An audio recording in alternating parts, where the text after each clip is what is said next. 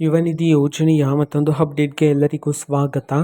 ನಾನು ನಿಮ್ಮ ಪ್ರೀತಿಯ ಶಿವು. ಇವತ್ತಿನ ಒಂದು ವಿಡಿಯೋದಲ್ಲಿ ಯುವ ನಿಧಿ ಯೋಜನೆಯ ಪೆಂಡಿಂಗ್ ಅಮೌಂಟ್ಗೆ ಸಂಬಂಧಪಟ್ಟಂತೆ ಈಗ ಒಂದು ಮಹತ್ವದ ಮಾಹಿತಿ ಆದರೆ ಬಂದಿದೆ. ಸೊ ಬನ್ನಿ ಅದರ ಬಗ್ಗೆ ನಾವು ಈ ವಿಡಿಯೋದಲ್ಲಿ ಇನ್ಫಾರ್ಮೇಷನನ್ನು ತಿಳ್ಕೊತಾ ಹೋಗೋಣ. ಸೊ ವಿಡಿಯೋವನ್ನು ಸ್ಟಾರ್ಟ್ ಮಾಡ್ತೀನಿ. ಅದಕ್ಕಿಂತ ಮೊದಲು ನೀವೇನು ನಮ್ಮ ಚಾನೆಲ್ಗೆ ಸಬ್ಸ್ಕ್ರೈಬ್ ಮಾಡದೇ ಇದ್ದರೆ ಈ ಕೂಡಲೇ ಚಾನಲ್ಗೆ ಸಬ್ಸ್ಕ್ರೈಬ್ ಮಾಡ್ಕೊಳ್ಳಿ ಮತ್ತು ಲೈಕ್ ಮಾಡಿ.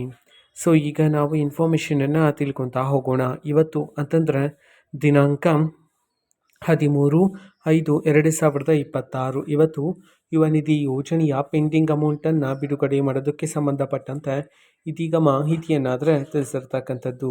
ಸೊ ಯಾವ ಜಿಲ್ಲೆಗಳಲ್ಲಿನ ವಿದ್ಯಾರ್ಥಿಗಳ ಖಾತೆಗಾದರೆ ಇವತ್ತು ಯುವ ನಿಧಿ ಯೋಜನೆಯ ಪೆಂಡಿಂಗ್ ಅಮೌಂಟನ್ನು ಬಿಡುಗಡೆ ಮಾಡಲಾಗ್ತದೆ. ಎಷ್ಟು ತಿಂಗಳ ಯುವ ನಿಧಿ ಯೋಜನೆಯ ಹಣವನ್ನು ಇವತ್ತು ಒಟ್ಟಿಗೆ ಬಿಡುಗಡೆ ಮಾಡಲಾಗ್ತದೆ.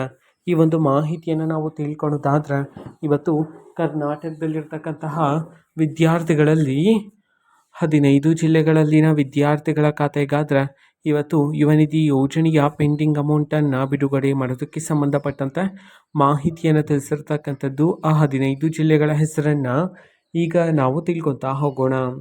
ಸೊ ಮೊದಲಿಗೆ ಬೆಳಗಾವಿ, ಬಾಗಲಕೋಟೆ, ಬಳ್ಳಾರಿ, ಬೀದರ್, ಚಾಮರಾಜನಗರ, ಚಿಕ್ಕಬಳ್ಳಾಪುರ, ಚಿಕ್ಕಮಗಳೂರು, ಚಿತ್ರದುರ್ಗ, ಬೆಂಗಳೂರು ನಗರ, ಬೆಂಗಳೂರು ಗ್ರಾಮಾಂತರ, ವಿಜಯಪುರ, ವಿಜಯನಗರ, ಯಾದಗಿರಿ, ಕಲಬುರಗಿ, ಕೋಲಾರ ಈ 15 ಜಿಲ್ಲೆಗಳಲ್ಲಿನ ವಿದ್ಯಾರ್ಥಿಗಳ ಖಾತೆಗಾದರೆ ಇವತ್ತು ಯುವ ನಿಧಿ ಯೋಜನೆಯ ಪೆಂಡಿಂಗ್ ಅಮೌಂಟನ್ನು ಬಿಡುಗಡೆ ಮಾಡೋದಕ್ಕೆ ಸಂಬಂಧಪಟ್ಟಂತೆ ಮಾಹಿತಿಯನ್ನು ತಿಳಿಸಿರ್ತಕ್ಕಂಥದ್ದು.